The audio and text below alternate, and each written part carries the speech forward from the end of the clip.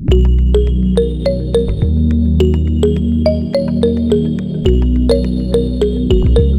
morning. This is Playing to Lose with Mark Leary. She's like playing to lose. What is wrong with me today? God. What is wrong? I literally, as I was scrolling down to hit the button, I hit another one, like the 30-second clip that's like the default. I really like the music, but it was not our countdown. 30 seconds was a long extra 20 seconds, but I thought you would enjoy the music. And good morning. This is Playing to Lose with Mark and Brad. They're the only winner on this show right now. How are you? Oh, Mark. So what the hell happened today, man? Oh man. Well, am I allowed to blame someone besides myself? No. Today, we're going to assume full responsibility for being 13 minutes late.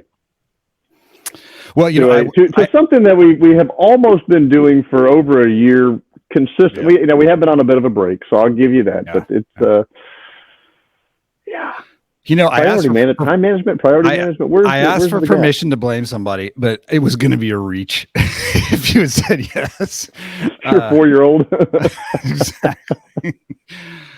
Oh, so we did talk a little bit before in the drive when I was trying to catch up with us about root cause here, and it's I'm just a terrible organizer of time, and planner. Step 1. Don't self-define negatively. All right, this is a therapy session. Bring me down. This is gonna be because we don't have a whole lot of juxtaposed opinions, but when it comes to punctuality, this is a ship that I will sink. I will be the last person off of this ship. Punctuality is a virtue. Mm-hmm. I'm not going to look good on this episode, am I? No, you are not, my friend. But as long as nobody sees this. But what you just said is something that if it was said in my household, I would immediately say no, that's not true. So you say I am a bad planner. Anytime you attach yourself to a negative definition, you're going to perpetuate that, right? You're going to perform in a manner that's consistent with how you see yourself conceptually. And so first and foremost is you can't continue to self-define as a poor planner, because that's just not true. That's not fundamentally true. It may be very consistent in behavior. The evidence may be mounting that it is not a crazy assertion. But you are not preordained nor organically predisposed to be a poor planner. So to say that is part of your DNA is a fallacy. Well, what do you know about genetics? Because you don't know, I don't think. I think very little. There might be gene sequencing that says I am, but I'm going to go on a limb and say no. I know literally nothing about genetics. I can't even remember if it's the X or the Y chromosome that drives gender. But But I can say that that I have known a few people in my life, and I'm going to put you in this bucket now. Who I ain't putting me in a bucket. You're labeling me. I can't get out of the bucket. And so the buckets don't have this bucket doesn't have a lid, so you can get out of the bucket. It's got a stairwell out of the bucket. Oh, stairwell. I was going to say because I'm not tall enough to get the edge. I'm stuck. And I'm gonna be there to get you out of that bucket, Mark Henderson Leary. But it's interesting because root cause, right? What causes perpetual lateness? Because for someone who almost has a visceral reaction to being late. Like if it's an event that I need to be on time for, right. I just feel bad if I'm going to be late. If it's a party and it's a social event and you can be 15, 30 minutes, whatever, and it's not going to, whatever, don't care. But if there's a start time for something, I'm going to be there with time to spare. Not a lot of time, but I'm going to be there with time to spare. Maybe a minute, maybe 5 minutes, but I'm going to be there with time to spare. So for people who don't see that, you see a start time as a start time. For folks like me, it's it's off-putting, it's offensive, it's insulting, it's a whole myriad of definitions. So give me the other perspective from your vantage point. Tell me how you feel like today, 13 minutes late. Mm-hmm. Is it what in your mind, is it like, it happens, I'm always late, or is it, do you have that visceral reaction too? No, it's just a quick context. Have you ever self-described or been described as ADHD? No. Okay. I have. And one of the things I learned about it in my family is that time is a difficult thing to manage from a sensory perspective as people who are ADHD. So to give you the sense, the start time you're talking about is a concept that is on the other side of many obstacles in my mind. It is something that needs to be achieved in time and space in a land that I don't fully understand. And so the gauntlet to get me between here and the start time is an obstacle course of distractions and urgencies and emotions. And so at some point in the process, I do find myself with a physics or the realization that the time math has no longer worked out. And it is a very difficult time for me to come to grips with, because I try to bargain with the past. If I could, how can I get there faster? And it is, it's a good opportunity for me to beat myself up in that moment. Well, it doesn't do any good to beat yourself up, right? True. And then, but then to let go of that almost feels sort of like, do you talk about the disrespect? Like, okay, now I know Brad cares about time. Now I've disrespected him. How am I going to, how can I say with good faith, I've got a choice. Everything is somewhere between beating myself up in the moment or pretending like it doesn't matter. And then I've got to like, well, what can I do with what I've got left? Can I call Brad and see can I make some progress? And so I was bargaining with myself. Like, do I just give up? Do I pretend this isn't an issue? Do I solve for this? Do I try to level up the situation? How much should I apologize? Should I send him a bottle of bourbon? That didn't cross my mind, actually. I just made damn it. That was going to be a good one. All right. So let me ask you this, because this is I think this is a great topic, right? Not only for people who struggle with time management, but people that struggle with any particular facet of their life, and they begin to self-define. You look at kids. They say, "Oh, I'm bad at math," or "I'm not an athlete," or "I'm not this," or "I'm not that," or "I'm bad at time management," or "I'm always late." Right? The more you self-define, the more it becomes a fulfilling prophecy. So you get paid a lot of money to help people with their business, to help themselves as a leader, to help themselves be a person that others want to follow. So let me ask you this. You do a 360 review of a president, CEO, owner of a company. The employees of that company say he's a good person, he's got a good heart, but he's always late. We're always waiting on him to arrive for meetings. He'll tell us we're meeting at 8:30, 8:45, he shows up. We've wasted so much time on our calendar waiting for him because he doesn't prioritize well. What would you tell that leader? What I have told them many times is I am you. And what I'm here to say is I understand how hard it is, and I understand the distractions, and their pain is real. And we got to go to work to figure out how to get you there on time for the critical moments, and build a schedule and build a world that makes it more possible, because you are wasting 5 or 6 people's time when you are late. And they usually know this. And so usually we're trying to figure out how to get on the same page about the user experience for the day. Now, I'm struggling right now because I know that, like, with my clients, I have planned, and I have a plan to get there an hour early. And so I always look like I'm on time. And so they feel that, so experientially, they're getting a good experience 99% of the time. Now, I didn't do that for today. And so so what I would be telling myself is, all right, Mark, are you taking this serious? Do you need to move the time? Do you need to plan differently? And the answer is clearly yes. And for me, the recognition is it doesn't take what it takes for you. You are like, well, I'll just adjust my alarm. Done.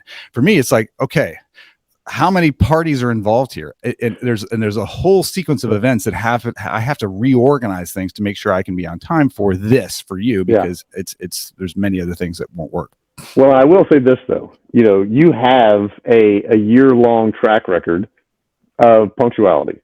And so today's tardiness has literally no effect on me. I'm not upset. It's not because you've got a substantial credit in the bank, right?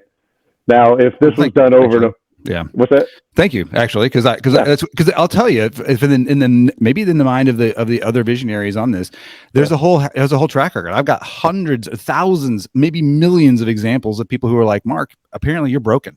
Apparently you have no concept of and no respect for people, and you're late to everything. There are people who, and so in the business world, for better for worse, is we have a smaller number of events and we can plan for them. Where I do well is like, okay, this is seriously serious. I can plan for this. I can I can have an assistant help. I can do this for if there was 3 events this week I had to be on time for in the morning, 2 out of 3 I'm not going to be on time for it, because it just the track record says that's going to be the case. If this is a recurring event and I can really get my mind around this, okay, that 8:30 is not going to work. I'm going to have to that. So an exception can push me over the edge, but this as a bet and standard behavior, I'm very, very, very unlikely to be able to kind of organize it to be on time in the morning. Well, what's interesting is what you just said, and I think it is an important detail, because I've like I said, I've known a handful of people who struggle with the same thing, but it was consistent, and they were a consistent repeat offender to the point where it was very off-putting to everybody around them. But what you said a minute ago is you said, when I'm planning my client events, I'm like, okay, this is seriously serious. I'm going to be. That's the thing that for folks like me struggle with, right? Mm-hmm. Once again, you have a shit ton of credit with me, so you being late honest to God, doesn't bother me a bit. If you and I work together and you were consistently late for our meetings, everybody else is on time, you come rolling in 3, 4, 5 minutes late, and you say, "Oh, I'm sorry, I'm late," but you're not really, because you do it all the time. Yeah. What that says to people like me is you believe your time is more valuable than mine.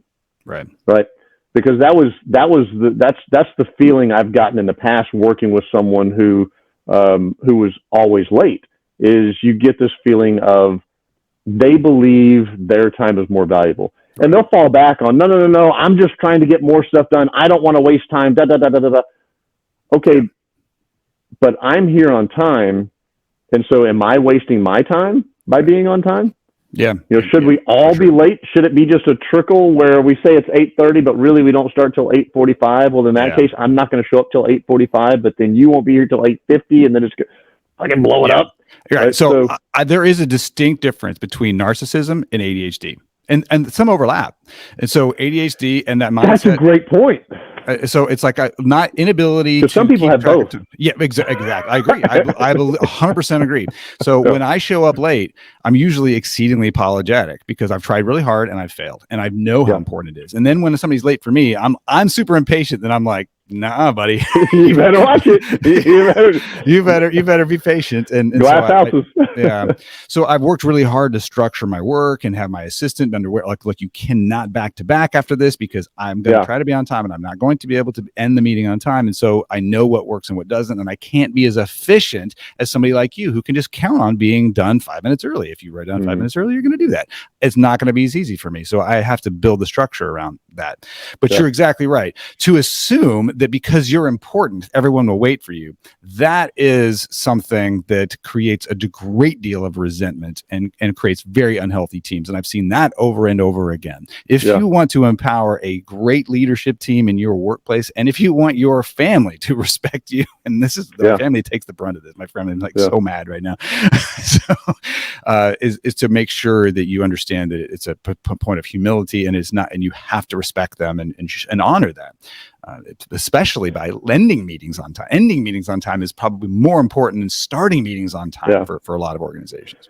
Well, and certainly removing the vernacular of the justification is an important piece too, right?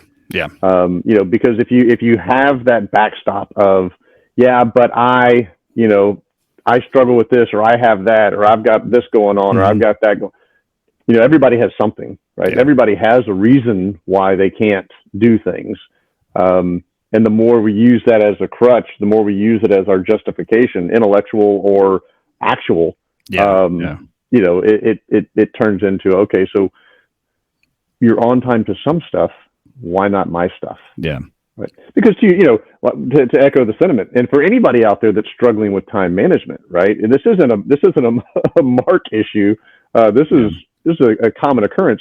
There are things that people are on time to, right? Like there's things that you won't be late to, aside from a huge accident on 610 or car trouble.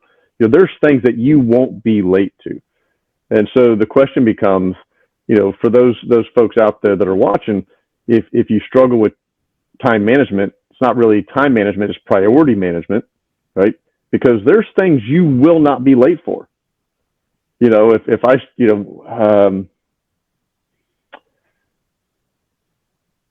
I know you love off-roading, right? And monster trucking. And so if you were invited to go, to one of the most epic off-road experiences and one of the most your dream vehicle, they said, hey, Mark, we're going to give you this dream vehicle for a day, and you're going to get to go on these trails and this off-road and try it and just abuse it, but you got to be here by 9:00. You wouldn't be late for it, right? That's not, I hear what you're saying. That's not actually true necessarily. Okay. I have, because of any number of factors I wouldn't try to explain right now, I have almost self-sabotaged myself. Not self-sabotage. I have definitely put things at risk that I want to do. I've almost missed flights at times when I really, really did not want to. And so for me in particular, structure matters. If things are set up in a way that can be successful, and there's specific parts of my schedule that are highest risk. The start to my day is the highest risk. But it is not consistent. You'd be surprised. I have definitely been late to things that were clearly on my top desire list. And I do fall victim to my own thinking and my own distractions at times for things that really matter. So it's not quite that simple. And for me, it's just that it requires the right kind of planning and the right level of thinking through, and hopefully, well, it's not just that, it's the confluence of events. If it's a morning thing, it's going to be exposed to something different than if it's an afternoon thing. And what have I been doing that day? And is it a weekend thing? Yeah. We are past your time though, buddy. I need to get you out the door. Hard stop. Yep. All right. So, hey, Mark, I love you. Don't beat yourself up. You still have a ton of credit with me, brother. All right, man. Well, we will see you next time on Playing to Win. Hopefully more winning than this time. We'll see you next time. Thanks, Brad. Be well. Bye.